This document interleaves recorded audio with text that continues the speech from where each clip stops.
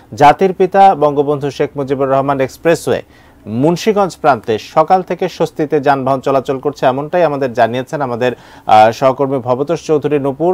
পদ্মা সেতুর 7টি বুথে নিরবচ্ছিন্ন টোল আদায় অব্যাহত রয়েছে।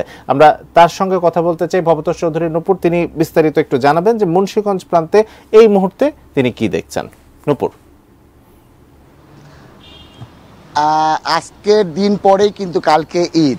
আসলে এই মুহূর্তে কিন্তু আমরা পূর্বে যা দেখেছি বা শেষ মুহূর্তে মানুষজনের যাওয়ার একটি চাপ থাকে, সবসময় আমরা তা দেখেছি, কিন্তু আজকে তার চিত্রটা ঠিক একেবারেই উল্টো।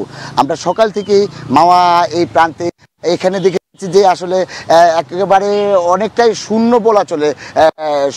যেই রাস্তাঘাট, কিছু মানুষ আসছে, আসলে স্বস্তিতেই ফিরছে মানুষ, এটাই বলা যায়। আমরা এখানকার স্থানীয় যারা যাচ্ছেন, এই যে দক্ষিণ পশ্চিমাঞ্চলের প্রায় 24 জেলার যেসব মানুষ তাদের বাড়িতে যাচ্ছেন, তাদের সাথে আমরা কথা বলেছি। তারা জানিয়েছেন যে আসলে আমাদের ঢাকা থেকে আসা পর্যন্ত এই পর্যন্ত কোনো ধরনের আমরা সমস্যায় পড়তে হয় না, কোনো ধরনের যানজটে পড়তে হয় নাই।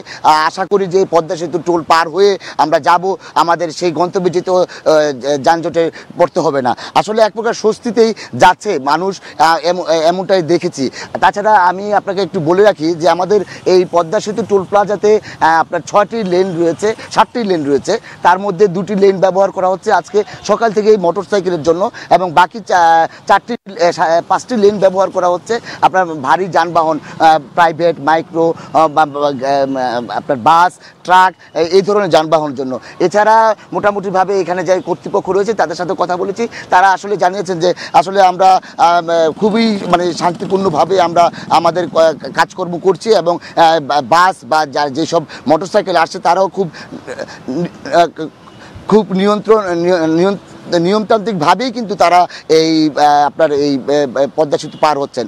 আসলে এছাড়া আমি যতটুকু দেখেছি, আমি আসার পথে আমাদের ঢাকা মাওয়া মহাসড়কে যে অঞ্চলটিতে দেখেছি, সেখানে কিন্তু আসলে কোনো জায়গায় কোনো যানজট দেখিনি বা বাস থেমে রয়েছে বা এই ধরনের কোনো কিছু দেখিনি। আসলে আপনারা জানেন যে এই পদ্মা সেতু উদ্বোধন হওয়ার আগ মুহূর্তটি এই মাওয়া প্রান্তের অবস্থা কী ছিল।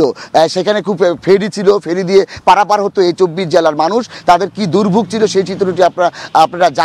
আসলে সেই চিত্রে টোটালি উল্টো একটি চিত্র বর্তমান আমাদের এই মাওয়া প্রান্তে।